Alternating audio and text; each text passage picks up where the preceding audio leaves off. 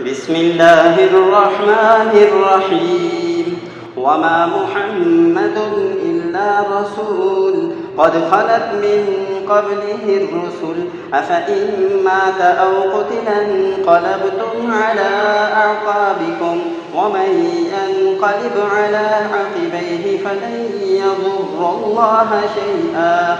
وسيجزي الله الشاكرين وما كان لنفس أن تموت إلا بإذن الله كتابا مؤجلا ومن يرد ثواب الدنيا نؤته منها ومن يرد ثواب الآخرة نؤته منها وسنجزي الشاكرين وكأي من نبي قاتل معه ربيون كثير فما وهنوا لما أصابهم في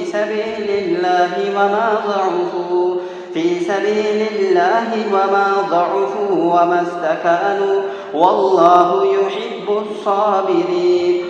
وما كان قولهم إلا أن قالوا ربنا اغفر لنا ذنوبنا وإسرافنا في أمرنا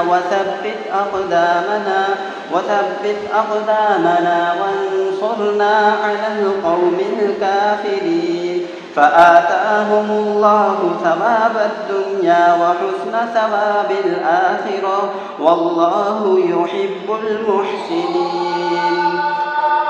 Surah Al Imran, ruku number 15.